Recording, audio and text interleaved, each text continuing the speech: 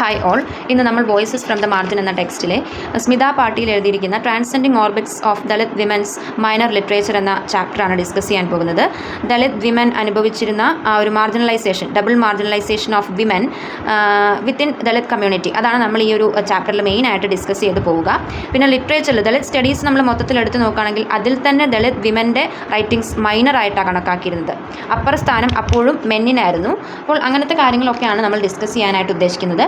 അപ്പോൾ അതിന് വേണ്ടിയിട്ട് ഈ ഒരു പേപ്പറിൽ 4 ഓട്ടോബയോഗ്രഫിക്കൽ എലമെൻറ്റ്സ് ചൂസ് ചെയ്തെടുത്തിട്ടുണ്ട്. മറാത്തി ലാംഗ്വേജിൽ എഴുതപ്പെട്ടതായ 4 ഓട്ടോബയോഗ്രഫിക്കൽ എലമെൻറ്റ്സ് നമ്മൾ എടുത്തിട്ടുണ്ട്. ഈ വിമൻ അനുഭവിച്ചിരുന്ന ഇഷ്യൂസിനെ ഓട്ടോബയോഗ്രഫിക്കൽ എലമെൻറ്റ്സിൽ നിന്ന് മനസ്സിലാക്കാൻ വേണ്ടിയിട്ടാണ്. ഒന്ന് ബാലൂത്ത് ബൈ ദയാ പവാർ, പിന്നെ Kolhatya Por by Kishor Kale, Jina Amucha by Baby Kamble and അൻസാ സ്പോട്ട് ബൈ കുമുദ് പവാഡെ. ഇതിൻ്റെ പ്രൊനൗൺസിയേഷനിൽ എന്തെങ്കിലും തെറ്റുണ്ടെങ്കിൽ എന്നോട് ക്ഷമിക്കണം. എന്തിനാണ് നമ്മൾ ഈ ഒരു ഓട്ടോബയോഗ്രഫിക്കൽ റൈറ്റിംഗ്സ് ഒക്കെ എടുത്തിരിക്കുന്നത്? To understand the issues faced by women in Dalit community, to see the patriarchal hegemony within and outside the community in the specific context of Dalit women. Specifically നമ്മൾ ദളിത് വിമനെയാണ് ഫോക്കസ് ചെയ്യുന്നത്. പർട്ടിക്കുലറായിട്ട് ജനറലായിട്ട് നോക്കുമ്പോൾ ദളിത് കമ്മ്യൂണിറ്റിയെ മൊത്തത്തിൽ നമുക്ക് ഈ ഓട്ടോബയോഗ്രഫിക്കൽ എലമെൻറ്റ്സിൽ കാണാനായിട്ട് പറ്റും. അപ്പം അതാണ് ഇതിൻ്റെ ഒരു ഇൻട്രൊഡക്ഷൻ. നമുക്കിനി ചാപ്റ്ററിലേക്ക് പോവാം. ദളിത് ലിറ്റററി ഫോംസ് എടുത്ത് വെച്ച് പഠിക്കുമ്പോൾ അതിൻ്റെ ഹിസ്റ്ററിയും കൂടെ നമ്മൾ അറിഞ്ഞിരിക്കണം എന്നാണ് പറയുന്നത്. ഭക്തി മൂവ്മെൻറ്റിനെയും മഹർ മൂവ്മെൻറ്റ് ഇൻ മഹാരാഷ്ട്രയെയും ഒക്കെ നമുക്ക് ബ്രീഫായിട്ടൊരു ചെറിയ ധാരണയെങ്കിലും ഇല്ലെങ്കിൽ ഇത് മനസ്സിലാക്കാൻ പറ്റില്ലെന്നാണ് പറയുന്നത്. അപ്പം during that period a number of saints such as Dnyaneshwar, Tukaram, Eknath and Chokhamela അവരെ പോലെയുള്ള സെയിൻറ്റുകൾ raised their voices in devotion to god എന്നാണ് പറയുന്നത്. പിന്നെ അവരുടെ ആ ഒരു സോഷ്യൽ സഫറിങ്ങിനെ പറ്റിയിട്ടും പിന്നെ നോഷൻ ഓഫ് പ്യൂരിറ്റി ആൻഡ് പൊല്യൂഷനെ പറ്റിയിട്ടൊക്കെ അവർ എഴുതിയിരുന്നത് അഭംഗാസിലൂടെയായിരുന്നു. എക്സ്പെഷ്യലി ചൊക്കമേല എന്ന വ്യക്തി അഭംഗാസിലൂടെയാണ് അദ്ദേഹത്തിൻ്റെ വ്യൂ പോയിൻറ്റ്സ് ഒക്കെ എഴുതിയിരുന്നത്. പിന്നെ പതിയെ വിമൻ സെയിൻസ് ഒക്കെ വളർന്നു വരാനായിട്ട് തുടങ്ങി എന്നാണ് പറയുന്നത്. വിമൻ സെയിൻസിൽ പെടുന്നവരാണ് ജനബായി, നിർമ്മല തുടങ്ങിയവർ. അവരും അഭംഗാസിലൂടെ അവരുടെ ആ ഒരു സ്റ്റിഗ്മറ്റൈസ്ഡ് ലൊക്കേഷനെ ഒക്കെ എടുത്ത് കാണിക്കാനായിട്ട് ശ്രമിച്ചു. അവരനുഭവിച്ചിരുന്ന caste, class and gender inequality അതിനോടൊക്കെ ഉള്ളൊരു പ്രതികരണം പോലെ അഭംഗാസ് അവർ എഴുതാൻ തുടങ്ങി. പിന്നെ 19th സെഞ്ച്വറി ഒക്കെ ആയപ്പോഴത്തേക്കും സത്യശോധക് സമാജ്, ട്രൂത്ത് സീക്കേഴ്സിൻ്റെ ആ ഒരു വരവ് ട്രൂത്ത് സീക്കേഴ്സ് എന്നാണ് സത്യശോധക് സമാജിനെ വിളിക്കുക.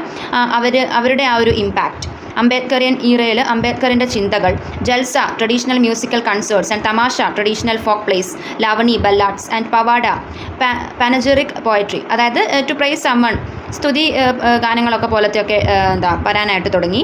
Continued as part of the Dalit cultural movement. Dalit cultural മൂവ്മെൻറ്റിൻ്റെ ഭാഗമായിട്ട് ഉടലെടുത്തതാണ് ഇപ്പോൾ ഈ പറഞ്ഞ കാര്യങ്ങളൊക്കെ.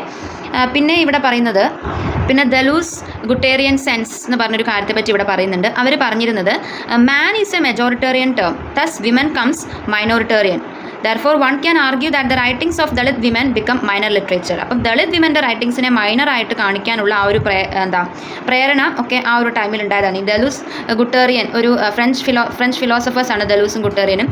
അവരുടെ ആ കോണ്ടെക്സ്റ്റ് വെച്ച് നോക്കുമ്പോൾ വിമൻ്റെ റൈറ്റിങ്സ് മൈനർ ആണെന്ന് അവർ പറയുന്നത്. But writings of Dalit males become dominant within the discourse of that minor literature.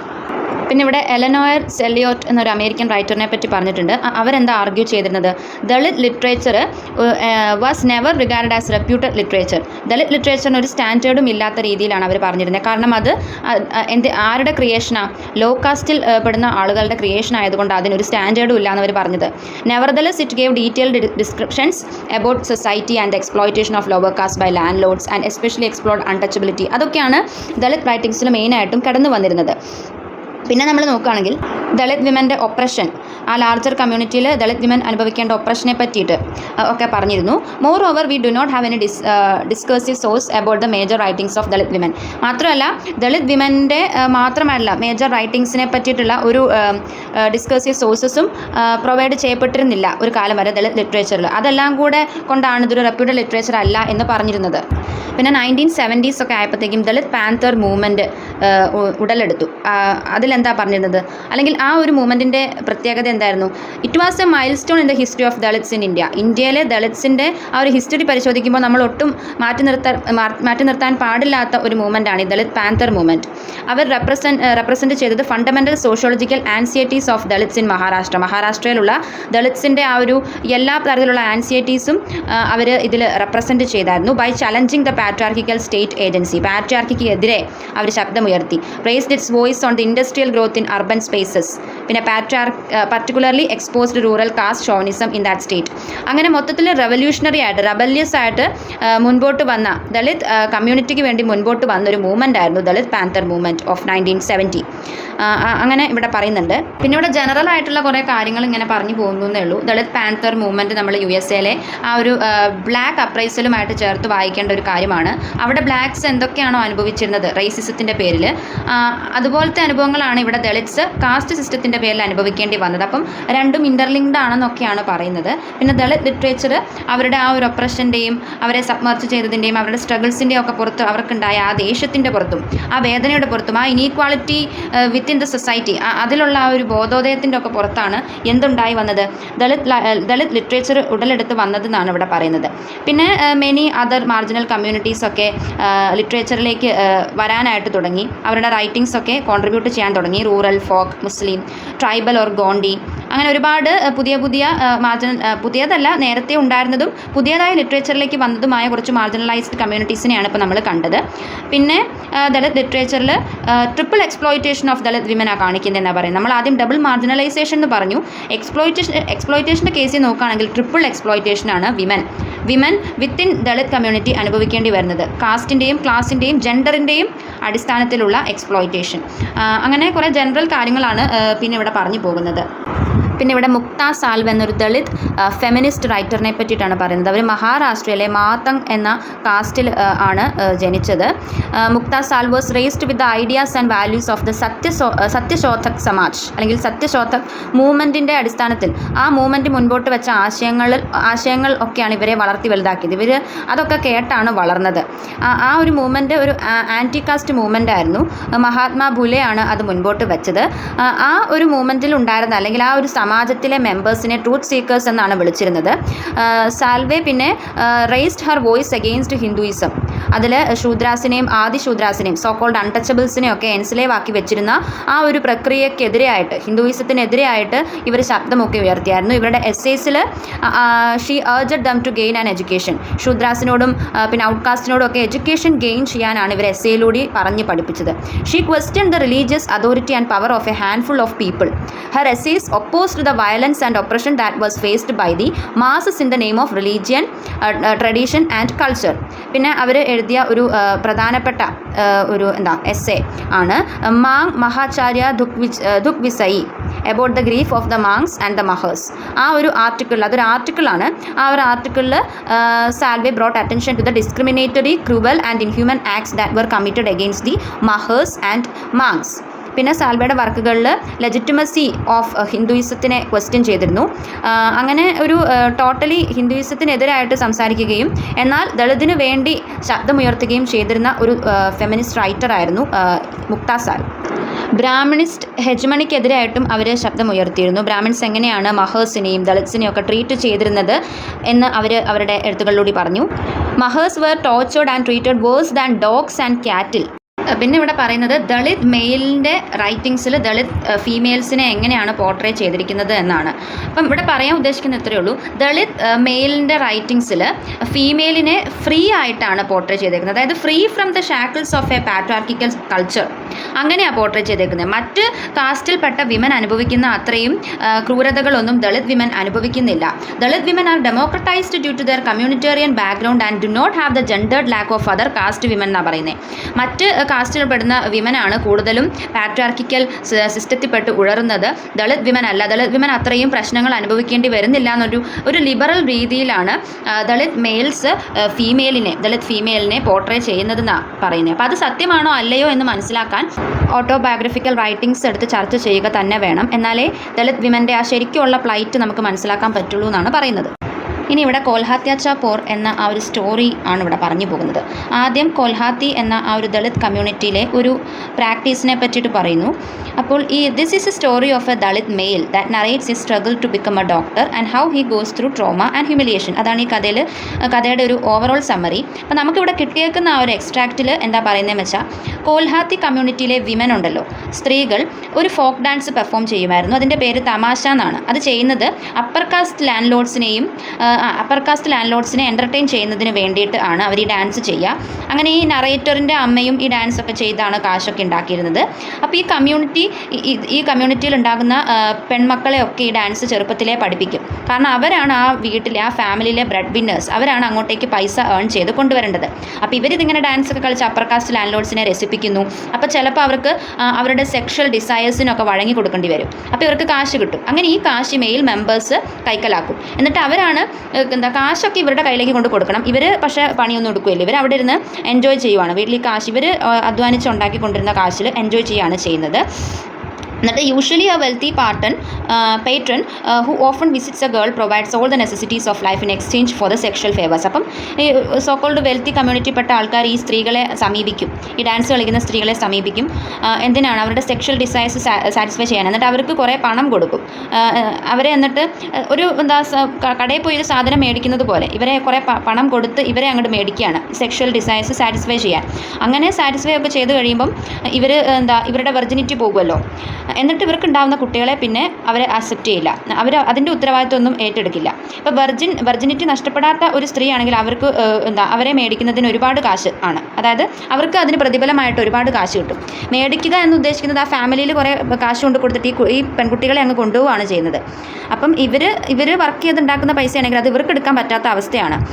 എന്നിട്ട് a virgin would be given to the richest man with prefixed price in a mock marriage ceremony called ചിറ ഉത്തരാന. അങ്ങനെ ഒരു കള്ളക്കല്യാണമാണ്, അത് ശരിക്കുള്ള കല്യാണമൊന്നുമല്ല.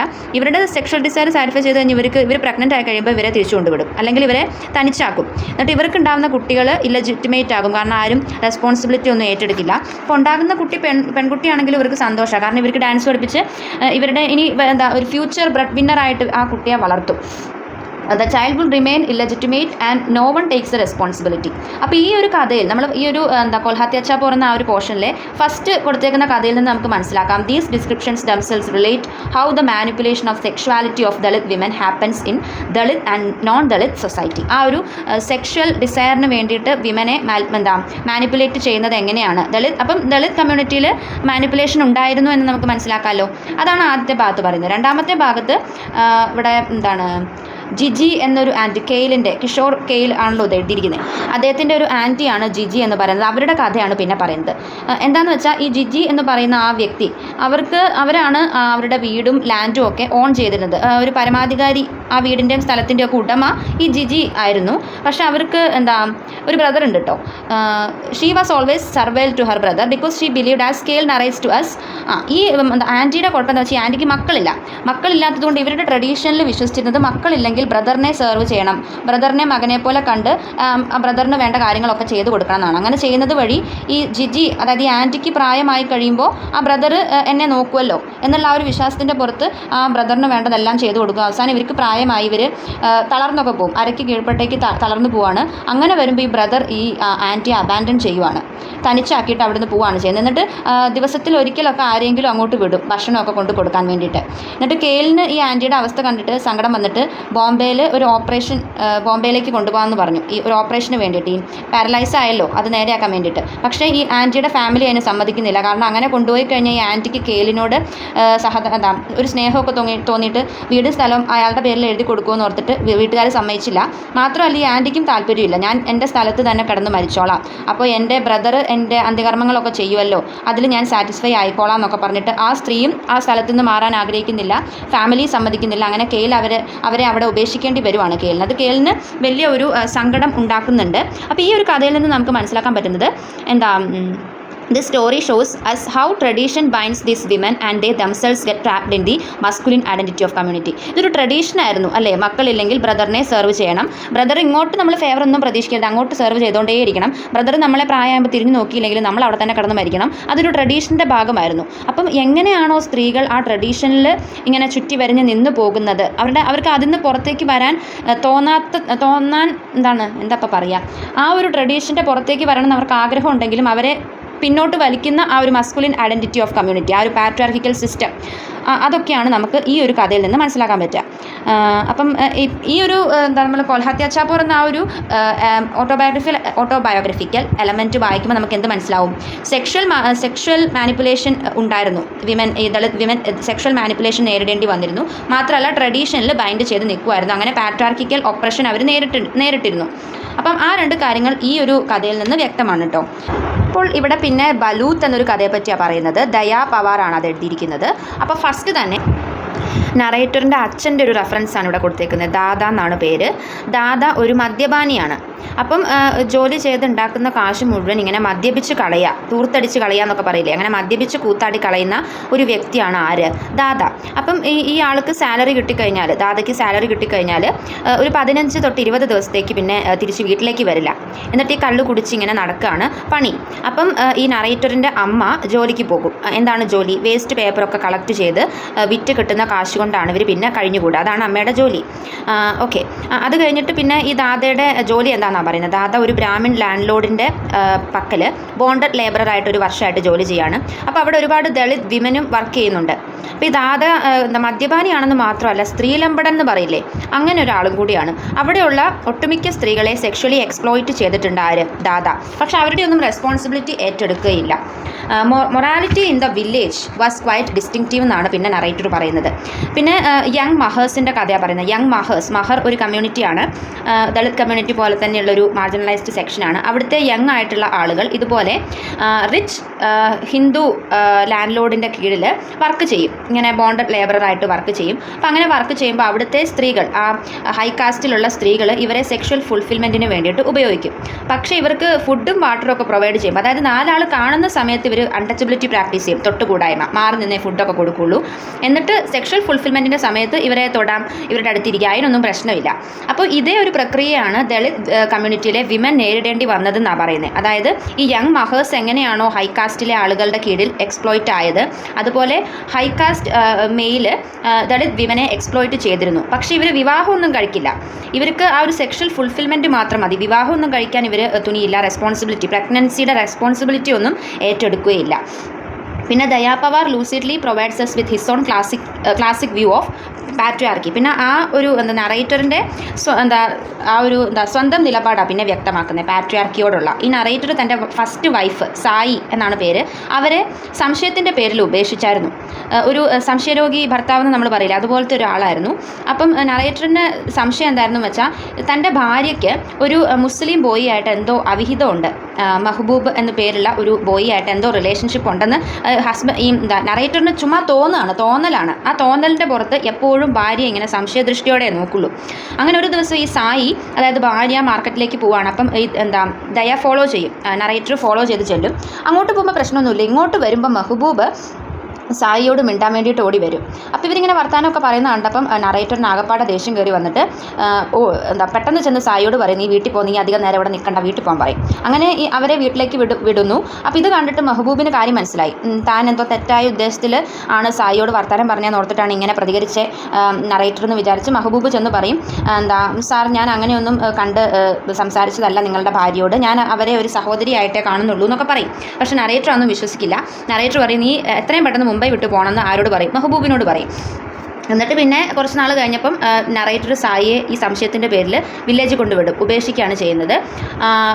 കുറച്ച് നാൾ കഴിഞ്ഞപ്പം ഭാര്യ തിരിച്ചു വന്നു. പക്ഷേ നറേറ്റർ അക്സെപ്റ്റ് ചെയ്തില്ല. He send her to the village again, ഒന്നും കൂടെ തിരിച്ചു വിടുകയാണ് ചെയ്തത്. Sai goes in for remarriage. കുറച്ച് നാൾ കഴിഞ്ഞപ്പം രണ്ടാമത് കല്യാണമൊക്കെ കഴിച്ചു. ഒരു പ്രായം ചെന്ന ഒരാളെയാണ് കല്യാണം കഴിച്ചത്. അങ്ങനെ അവർ വേറൊരു ജീവിതം തുടങ്ങി. അതാണ് ആ ഒരു ഭാഗത്ത്. പിന്നെ ഇവരുടെ അടുത്ത പാരഗ്രാഫിൽ പറയുന്നത് ഈ നറേറ്ററിൻ്റെ നറേറ്ററിൻ്റെ തന്നെ ജീവിതം വെച്ചുള്ള കഥ തന്നെയാട്ടോ ഈ പറയുന്നത്. നറേറ്ററിൻ്റെ ഒരു ബന്ധു നറേറ്ററിനെ ഒരു വേശ്യാലയത്തിലേക്ക് കൊണ്ടുപോയി. ഒരു ദിവസം വെറുതെ കൊണ്ടുപോയി. കൊണ്ടുപോയപ്പോൾ അവിടെ എന്തിനാണ് കൊണ്ടുപോയെന്ന് വെച്ച് കഴിഞ്ഞാൽ, ഈ നറേറ്ററിൻ്റെ അമ്മയുടെ സഹോദരി, മൗഷി എന്ന് പറഞ്ഞ അമ്മയുടെ സഹോദരി, പേര് ജമുന, അവിടെയാണ് വർക്ക് ചെയ്തിരുന്നത്. അപ്പോൾ ജമുന ഒരു എക്സ്ട്രീംലി ഗുഡ് ലുക്കിംഗ് ലേഡി ആയിരുന്നു ചെറുപ്പത്തിൽ.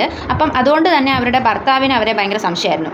അങ്ങനെ ഒരു സംശയം ഉള്ളതുകൊണ്ട് തന്നെ എപ്പോഴും അടിക്കും, ഇൽ ട്രീറ്റ്മെൻ്റ് ഒക്കെ ചെയ്യും ഭാര്യയെ. എന്നിട്ട് അവസാനം ഈ ഭർത്താവ് ഈ ജമുനയെ വിൽക്കുകയാണ് ചെയ്യുന്നത്. പൈസയ്ക്ക് വേണ്ടി വിറ്റ് കളയും.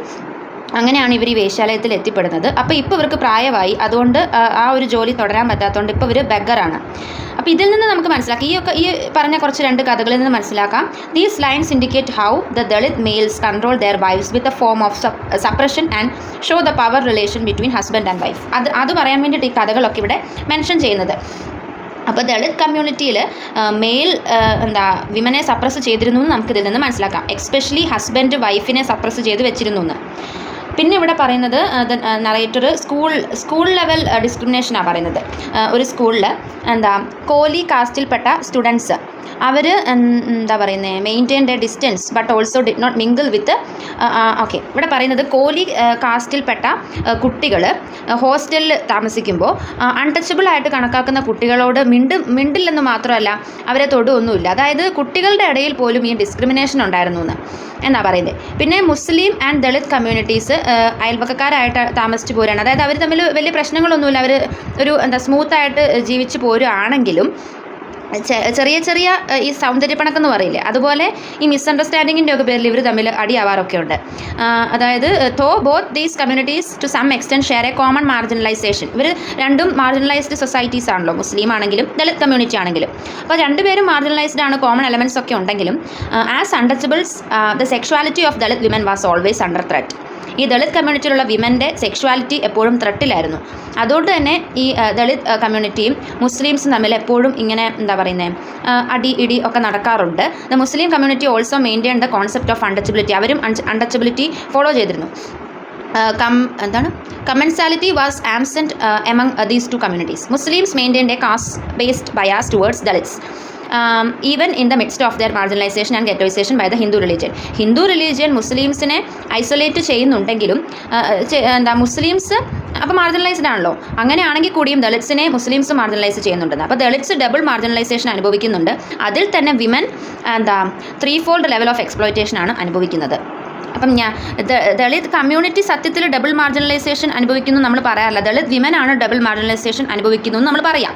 പക്ഷേ ഇവിടെ മാർജിനലൈസ് ആയിട്ടുള്ളൊരു സൊസൈറ്റി തന്നെ ദളിതിനെ പിന്നെയും മാർജിനലൈസ് ആയിട്ട് അൺടച്ചബിൾ ആയിട്ട് കണക്കാക്കുമ്പോൾ അവിടെ ഡബിൾ മാർജിനലൈസേഷൻ എന്ന് വേണമെങ്കിൽ നമുക്ക് പറയാം. പിന്നെ ഇവിടെ ജീന അമൂച്ച എന്ന ഒരു കഥയാണുള്ളത്. ബേബി കേബിളിൻ്റെ ഓട്ടോബയോഗ്രഫിയിൽ നിന്ന് എടുത്തിട്ടുള്ളതാണ്.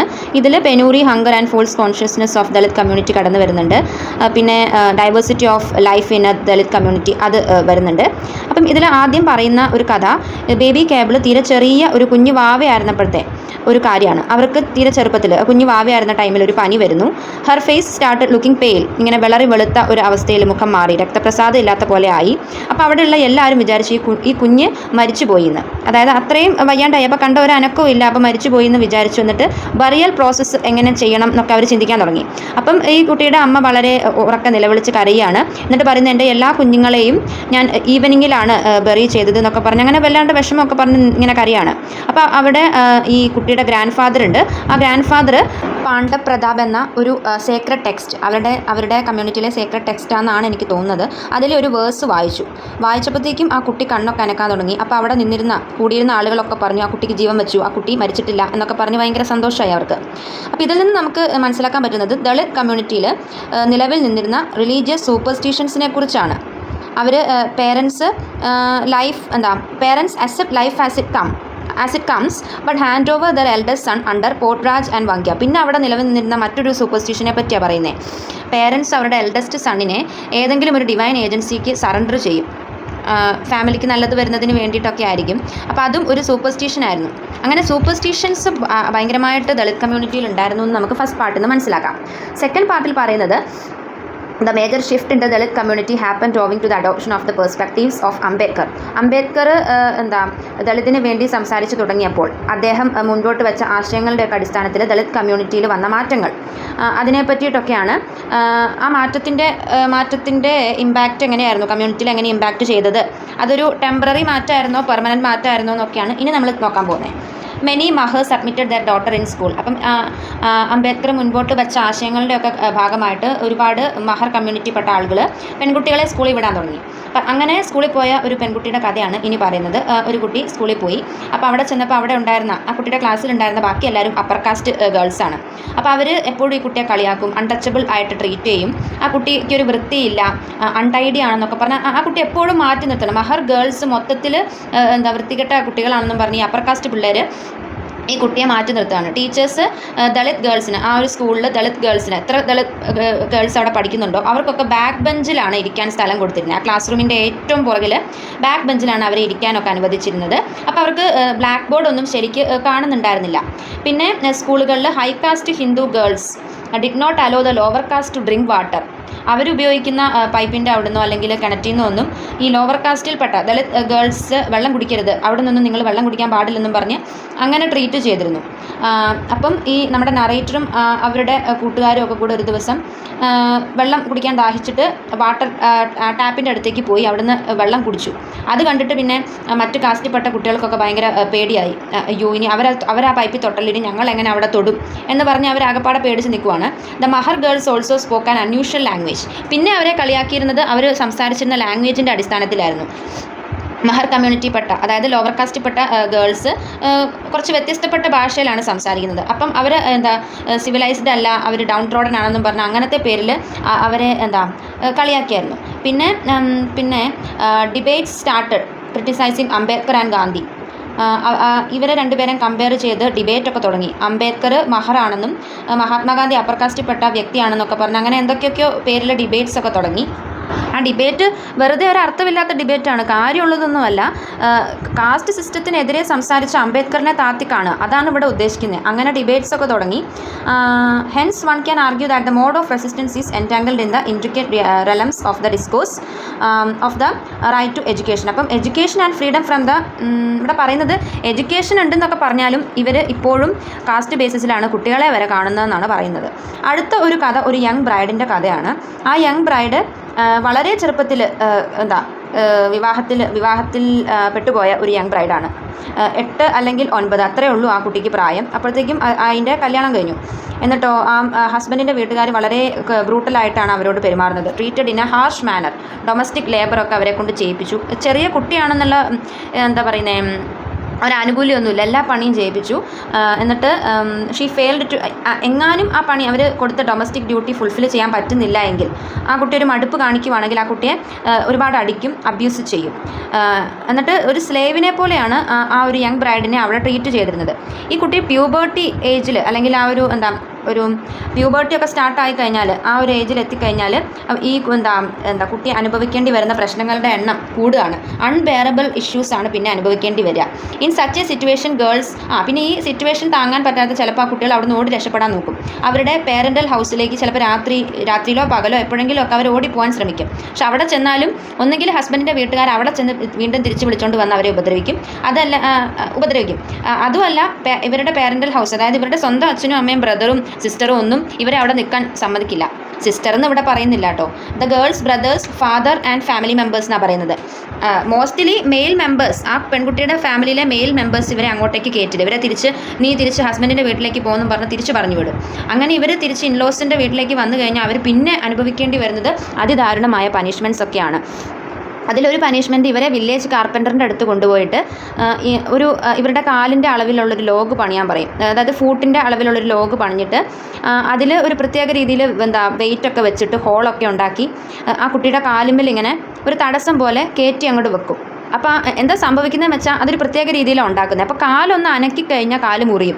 ആ ഒരു രീതിയിൽ എന്തോ ഒരു ലോഗ് ഉണ്ടാക്കി ഈ കുട്ടിയുടെ കാലിലിങ്ങനെ നമ്മൾ ചെങ്ങലക്കൊക്കെ ഇടില്ലേ, അതുപോലത്തെ ഒരു സംഭവം അങ്ങനെ ഇട്ടിട്ട് ഈ കെട്ടിയിട്ട് വളർത്തുന്ന പോലെ, ഈ മൃഗങ്ങളെയൊക്കെ വളർത്തുന്ന പോലെയാണ് ഈ കുട്ടി പിന്നെ ആ ഇൻലോസിൻ്റെ വീട്ടിൽ താമസിക്കേണ്ടത്. താമസിക്കുകയല്ല, സത്യത്തിൽ പണി ചെയ്യാൻ വേണ്ടി കൊണ്ടുവന്നേക്കുന്നൊരു സ്ലേവിനെ പോലെ അവിടെ കഴിയേണ്ടത്. The carpenter did not belong to the Mahar community but was ready to touch the untouchable woman and the other society members also admitted this punishment for Dalit girls. അപ്പോൾ പിന്നത്തെ ഒരു പനിഷ്മെൻ്റ് ആയിരുന്നു ഈ കാർപ്പൻറ്റർ മഹർ കമ്മ്യൂണിറ്റിപ്പെട്ട ആളല്ലെങ്കിലും ആ ആൾക്ക് വേണമെങ്കിൽ ഈ ഗേളിനെ എക്സ്പ്ലോയിറ്റ് ചെയ്യാം, ആരും എതിര് പറയില്ല. അങ്ങനെ സെക്ഷൽ അബ്യൂസും ഈ കുട്ടി നേരിടേണ്ടി വരാറുണ്ട്. If at all the girl was able to escape again then a similar process was repeated. വീണ്ടും എങ്ങനെയെങ്കിലുമൊക്കെ ഇത് കാലി കിടക്കുന്നുണ്ട്, വേദന എടുക്കുന്നുണ്ടെന്നൊക്കെ ആണെങ്കിലും ചിലപ്പോൾ അവർ വീണ്ടും അവിടെ പിടിച്ച് നിൽക്കാൻ കഴിയാഞ്ഞിട്ട് അവിടെ ഓടി രക്ഷപ്പെടാനൊക്കെ നോക്കും. അപ്പം അവരിതിലും വലിയ പനിഷ്മെൻ്റൊക്കെയാണ് പിന്നെ നേരിടേണ്ടി വരാറ്. അവരെ husband's family would point to her as മുടി, അവരെ വീട്ടിൽ നിന്ന് വലിച്ചെറിയുന്ന പോലെ, അങ്ങനെ ഇവിടെ എഴുതിയേക്കുന്നത് പറയാവേ, she would be thrown out of the husband's family, അതായത് ഇങ്ങനെ വലിച്ചഴക്കുക എന്നൊക്കെ പറയില്ല, അങ്ങനെ ഒരുപാട് അവരെ ഉപദ്രവിച്ചിട്ട് ആ വീട്ടിൽ നിന്ന് പുറത്താക്കും വീണ്ടും രക്ഷപ്പെടാൻ നോക്കിയാൽ. എന്നിട്ട് അവരെ മുടി അല്ലെങ്കിൽ കട്ട് നോസ്ഡ് ബണ്ണെന്ന് മുദ്ര കുത്തും. അങ്ങനെ കുത്തിക്കഴിഞ്ഞാൽ പിന്നെ പാരൻ്റൽ ഹൗസിലേക്കൊന്നും അവർക്ക് തിരിച്ചു പോകാൻ പറ്റില്ല, ഇവരെ ആരും സ്വീകരിക്കില്ല. In this way these Dalit women are converted into a simple of family purity. അങ്ങനെ പലതരത്തിൽ വിമൻ നേരിടേണ്ടി വരുന്ന പ്രശ്നങ്ങൾ പലതരമായിരുന്നു എന്നാണ് പറയുന്നത്. അതിപ്പം മഹർ കമ്മ്യൂണിറ്റിപ്പെട്ട ഗേൾ ആണെങ്കിലും ഏത് ദളിത് കമ്മ്യൂണിറ്റിയിൽ പല സബ് ഡിവിഷൻ ഉണ്ടല്ലോ, മഹർ വേറൊരു ഡിവിഷനാണ്. അപ്പോൾ ഏത് ലോവർ കാസ്റ്റിൽ ഉള്ള പെൺകുട്ടിയാണേലും അവരനുഭവിക്കേണ്ട ജീവിത സത്യങ്ങളൊക്കെ വളരെ ബ്രൂട്ടലായിരുന്നു എന്നാണ് പറയുന്നത്. അടുത്തത് അണ്ടർ സ്പോട്ട് എന്ന് പറയുന്ന ഒരു ഓട്ടോബയോഗ്രഫിക്കൽ റൈറ്റിംഗ് ആണ്. അത് എഴുതിയിരിക്കുന്നത് കുമുദ് പവാഡെ എന്നൊരു ദളിത് വുമണാണ്. അതിൽ പറയുന്നത് Dalit women's experience in the urban areas, അതാണ് അതിൽ മെയിനായിട്ട് പറഞ്ഞു പോകുന്നത്. അപ്പോൾ അതിൽ first true story, how I stop Savitri Puja fasting. ആ ഒരു എക്സെപ്റ്റിൽ പറയുന്നത് ഈ ഓദറിൻ്റെ ഒരു റിലേറ്റീവ് ഉണ്ടായിരുന്നു. ആ റിലേറ്റീവിൻ്റെ സാവിത്രി പൂജ റിച്വൽ ഓദർ എങ്ങനെയാണ് തടഞ്ഞത്, അതാണ് ഈ ഒരു കഥയിൽ പറയുന്നത്. ആ റിലേറ്റീവിൻ്റെ ഹസ്ബൻഡ് ഇവരെ എപ്പോഴും ടോർച്ചർ ചെയ്യായിരുന്നു. എന്തിനാ? ഇവർക്കൊരു ആൺകുട്ടിക്ക് ജന്മം കൊടുക്കാൻ കഴിഞ്ഞിട്ടില്ല, അതുകൊണ്ട് ആ ഹസ്ബൻഡിന് ഇവരെ ഒട്ടും ഇഷ്ടമല്ല, അതുകൊണ്ട് എപ്പോഴും ചീത്ത പറയും. നീ ഒരു ഉപകാരമില്ലാത്തതാണെന്നൊക്കെ പറഞ്ഞ് ഇങ്ങനെ പറയും. എന്നിട്ട് ആ ഹസ്ബൻഡ് വേറെ കല്യാണം കഴിക്കും. അതുമാത്രമല്ല, ഇവളോട് ഇങ്ങനെ പണം വേണമെന്ന് ആവശ്യപ്പെടാനും തുടങ്ങി. നീ ഒരു ആൺകുട്ടിയെ തന്നില്ലല്ലോ, അതുകൊണ്ട് അതിന് പകരമായിട്ട് നീ എനിക്ക് പണം തരണം എന്ന് പറഞ്ഞെപ്പോഴും ശല്യം ചെയ്യും. ഇവരുടെ നെയ്റ്റൽ ഹൗസിൽ വെച്ചിട്ട് പേരൻസ് മരിക്കുകയാണ് ചെയ്യുന്നത്. അതുകൊണ്ട് ഇവർ ഓദറിൻ്റെ വീട്ടിലേക്ക് താമസിക്കാൻ വന്നതാണ്, ഇവർക്ക് വേറെ സ്ഥലമൊന്നുമില്ല പോകാൻ. അതുകൊണ്ട് ഈ റിലേറ്റീവ് ഇപ്പോൾ ഓദറിൻ്റെ കൂടെയാണ് കഴിയുന്നത്. അപ്പോൾ ഹസ്ബൻഡ് ഇപ്പോൾ ഇവരെ തിരിഞ്ഞു നോക്കുന്നൊന്നുമില്ല. എന്നാലും എല്ലാ വർഷവും she would undergo a fast on the occasion of Savitri Puja. Savitri പൂജയുടെ ആ ഒരു ഒക്കേഷനിൽ ഇവർ ഫാസ്റ്റിംഗ് ചെയ്യാറുണ്ട് എല്ലാ കൊല്ലവും. അപ്പോൾ ഒരു വർഷം ഇങ്ങനെ എടുക്കുന്ന കണ്ടപ്പം, ഫാസ്റ്റിംഗ് ചെയ്യുന്നത് കണ്ടപ്പം നമ്മുടെ ഓദർ ആ റിലേറ്റീവിനോട് ചോദിക്കുകയാണ്, why do you fast for such A husband? ഇങ്ങനെ ഒരു ഹസ്ബൻഡിന് വേണ്ടിയിട്ട് എന്തിനാണ് നീ ഫാസ്റ്റിംഗ് ഒക്കെ ചെയ്യുന്നത്? ആ വ്യക്തി ബ്ലെസ്സിങ് ഒന്നും അർഹിക്കുന്നില്ല എന്ന് നമ്മുടെ ഓദർ പറയുവാണ്. അപ്പം ഈ റിലേറ്റീവിൻ്റെ റിപ്ലൈ ഇങ്ങനെയായിരുന്നു, at least God will listen to me, ദൈവമെങ്കിലും എന്നെ ഒന്ന് കേട്ടോട്ടെ, അല്ലെങ്കിൽ ഞാനെന്നൊരാൾ ഇവിടെ ഉണ്ടെന്ന് ദൈവമെങ്കിലും അറിഞ്ഞോട്ടെ എന്ന് ഓർത്തിട്ടാണ് ഞാൻ ഫാസ്റ്റിംഗ് ചെയ്യുന്നതെന്ന് പറയും. So the writer asked her to undergo rational and logical introspection. The author explained that she herself had done so and decided to abandon fasting. She insisted that her relative should follow suit. അങ്ങനെ ഇവരുടെ fasting മുടക്കാനായിട്ട് author എങ്ങനെയാണ് ശ്രമിച്ചതെന്നൊക്കെയാണ് ആ കഥ പോകുന്നത്. മറ്റൊരു incident title ചെയ്തിരിക്കുന്നത് after all we are women എന്നൊരു ക്യാപ്ഷനിലാണ്. അതിൽ എക്സ്പ്രസ് ചെയ്യുന്നത് Dalit women's assertion of their rights and the change in their perception of their own community. അപ്പം അത് പറയാൻ വേണ്ടിയിട്ട് അവർ ഉദാഹരണത്തിന് എടുത്തിരിക്കുന്നത് ഒരു 35 ദളിത് വിമൻ്റെ കഥയാണ്. അവർ ഡൽഹിയിൽ വെച്ച് നടന്ന ഒരു വിമൻസ് കോൺഫറൻസ് അറ്റൻഡ് ചെയ്യാൻ വേണ്ടിയിട്ട് പോവുകയാണ്. ആ സമയത്ത് റെയിൽവേ അതോറിറ്റീസ് ഇവരെ ഹരാസ് ചെയ്യും, അവർക്ക് ടിക്കറ്റൊക്കെ നിഷേധിക്കും, അവരെ പോകാൻ അനുവദിക്കുകയൊന്നും ചെയ്യുന്നില്ല. ഈ ടിക്കറ്റ് കൗണ്ടറിൽ ഇരിക്കുന്ന ആളും ഒരു ദളിതാണ്. എന്നിട്ടാണ് ഈ ദളിത് വിമനോട് അവർ മോശമായിട്ട് പെരുമാറുന്നത്. അപ്പോൾ ഇതിൽ നിന്ന് നമുക്ക് എന്ത് മനസ്സിലാക്കാം? This shows the patriarchy of the upper caste as well as within Dalits. ദളിറ്റ്സിൻ്റെ ഇടയിൽ തന്നെ ഈ ഒരു പാട്രിയാർക്കിക്കൽ നോഷനുണ്ട്. അവർ ദളിറ്റ്സിൻ്റെ ഇടയിലുള്ള ആ മെയിൽ വിമനെ ഹരാസ് ചെയ്യുന്നതൊക്കെ എങ്ങനെയാണ്, അവരുടെ ഇടയിൽ തന്നെ നിൽക്കുന്ന ആ ഒരു പാട്രിയാർക്കിക്കൽ സപ്രഷൻ, അതാണ് ഈ ഒരു എക്സെപ്റ്റിൽ നിന്ന് നമുക്ക് മനസ്സിലാക്കാൻ പറ്റുക. പിന്നെ നമ്മുടെ ഓദർ പറയുവാണ്, അംബേദ്കർ ബുദ്ധിസത്തിലേക്ക് മാറിയതിൻ്റെ കാരണം ബുദ്ധിസത്തിൽ റാഷണാലിറ്റി, ടോളറൻസ്, പേഷ്യൻസ്, ഹ്യൂമാനിറ്റി എന്നതൊക്കെ പഠിപ്പിക്കുന്നുണ്ട്. അപ്പം ദളിത് കമ്മ്യൂണിറ്റി ഈ ബുദ്ധ പകർന്നു നൽകിയ ടീച്ചിങ്സിലൊക്കെ അധിഷ്ഠിതമാണെന്ന് പറയുന്നുണ്ടെങ്കിലും അത് കമ്മ്യൂണിറ്റിയിൽ എത്രത്തോളം സിൻസിയറായിട്ട് പ്രാക്ടീസ് ചെയ്യുന്നുണ്ട് എന്ന് നമ്മൾ ഒന്നും കൂടെ ചിന്തിക്കേണ്ടിയിരിക്കുന്നു എന്നാണ് പറയുന്നത്. പിന്നെ ഇവിടെ പവാടെ പറയാനായിട്ട് ഉദ്ദേശിക്കുന്നത് ദളിത് വിമൻ്റെ ഇടയിൽ വന്ന റീസെൻറ്റ് ചേഞ്ചസിനെ പറ്റിയിട്ടാണ്. അവർ വേരിയസ് മോഡേൺ ഒക്യുപ്പേഷൻസിലേക്കൊക്കെ കയ്യെത്തിപ്പിടിക്കാനായിട്ട് ശ്രമിക്കുന്നുണ്ട്. അതായത് അവർ മോഡേൺ ഒക്യുപ്പേഷനൊക്കെ ചെയ്യാൻ, അല്ലെങ്കിൽ നല്ല ജോലികളൊക്കെ അവർക്ക് കിട്ടിത്തുടങ്ങി വിമൻ്റെ ആ ഒരു പരിശ്രമത്തിൻ്റെ ഫലമായിട്ട്. അങ്ങനെയൊക്കെ ആണെങ്കിലും ഇവർ ഡബിൾ ഒപ്രഷൻ ഫേസ് ചെയ്യേണ്ടി വരുന്നുണ്ടെന്ന് compare to upper caste women. അപ്പോൾ നമ്മൾ വിമൻ ആസ് എ ഹോൾ എടുക്കുവാണെങ്കിൽ ഈ റീസെൻറ്റ് ചേഞ്ചിൻ്റെ ഭാഗമായിട്ട് നല്ല ജോലികളിലേക്കൊക്കെ വിമനും സാധ്യതകൾ കൂടി വരികയാണല്ലോ.